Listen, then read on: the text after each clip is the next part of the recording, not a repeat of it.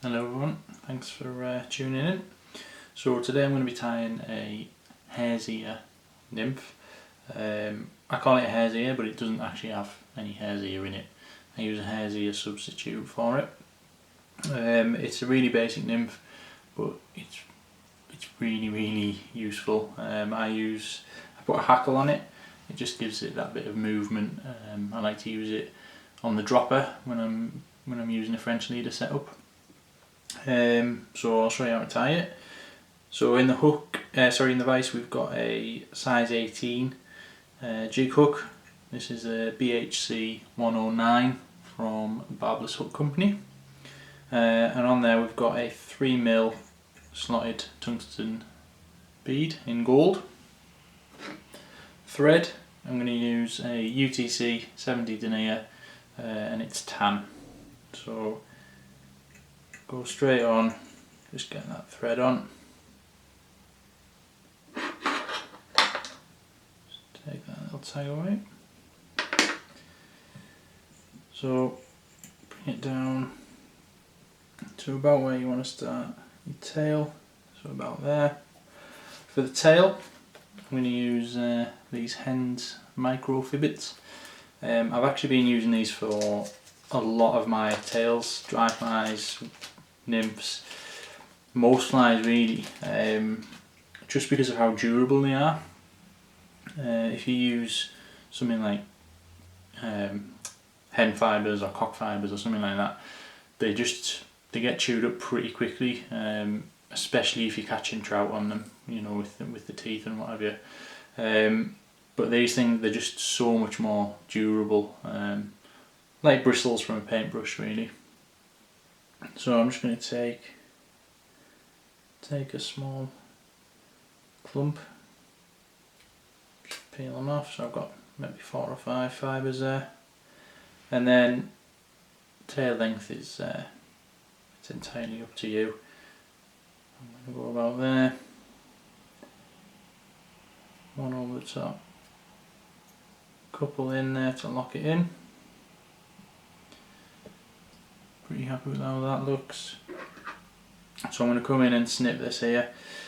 What I tend to do is snip it quite high up, so rather than snip it down here, I'll snip it up here, just because then it kind of evens out the body. It doesn't matter that much because you're going to be dubbing over the top of it, so you can easily rectify any kind of uneven parts of the body, but it's just a bit easier. So I'll just come in here and just about there. What you'll find is they'll just sit nicely in the little slot for your bead. So I'm just going to come up once. I'm just going to put a few wraps in behind that bead just to stop it rolling around so much. So next thing I'm going to do is put a rib in. So probably should have prepared some wire for this. Have a little root around in the drawer.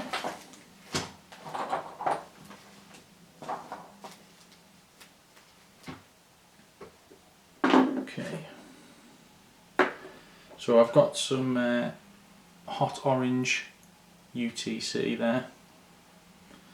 So I'm going to use a bit of that. Now for this, what I really want to do is tie it in quite near the top. Again, it's just so that I've got that uniformity across the body. So just lay it on the top, a couple of loose turns, and then all the way down.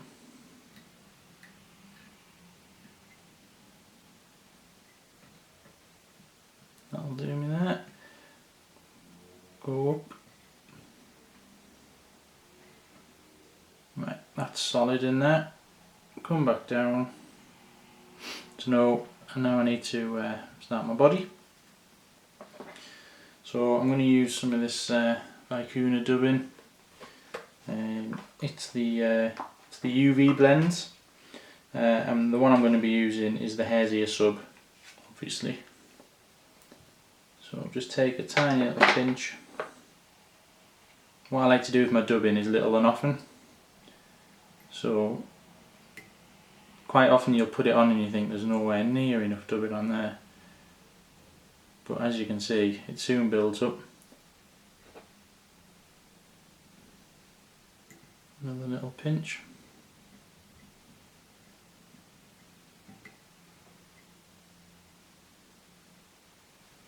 As usual for me, there's no need for any wax or anything like that.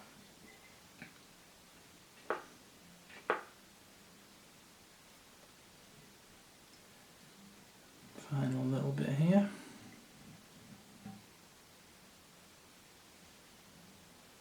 Nice and scruffy. So, as you can see there, it's nice and scruffy. We'll just need to put our rib in now. What I'll always do is go the opposite way to the way that I've wound the dubbing on. Just gives that little bit of extra protection.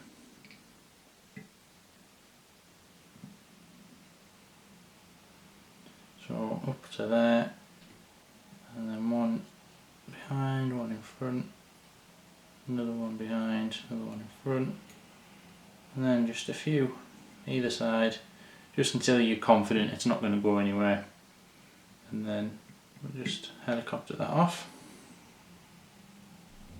So I'm pleased with that. So what you could do is just put a bit more dubbing on, and there's your thorax, and that's a perfectly good nymph that'll catch you countless numbers of grayling or trout. But as I say, what I've started doing quite a lot lately is putting a hackle on there. I just feel that it gives that bit more movement, particularly when you're fishing sort of walking paced water for grayling, which I often am. So what I'm going to use is brown partridge.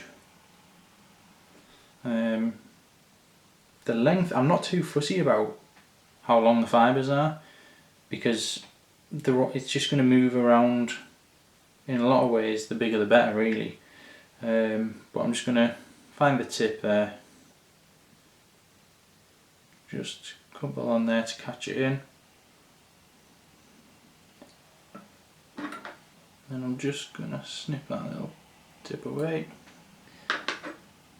and then hackle pliers. Obviously you can do it with your fingers, I just find it a lot easier with the pliers. Just keep those fibres behind the thread.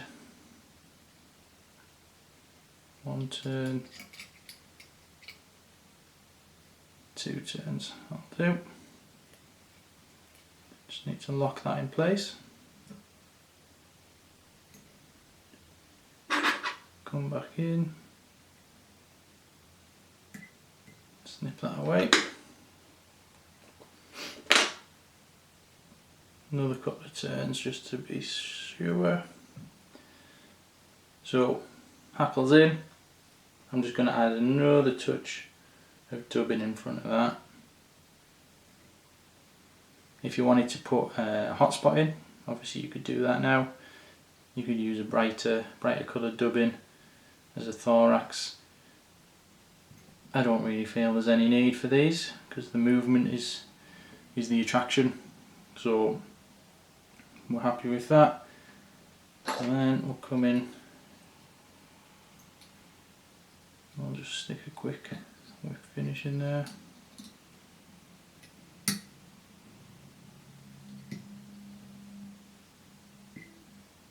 And that is the hackled hare's ear.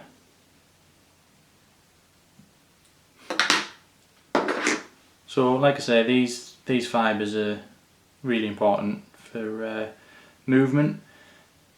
If you put too many turns in, you're going to inhibit the movement a bit, and it's going to be more like a cloak.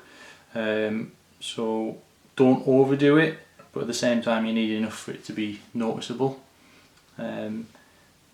It could be complete coincidence, but these hackled hare's ears have been catching the majority of my grayling this season, so I would highly recommend you give them a go.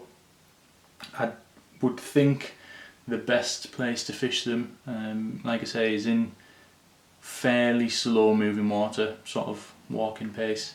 the movement is going to be kind of lost in a raging torrent.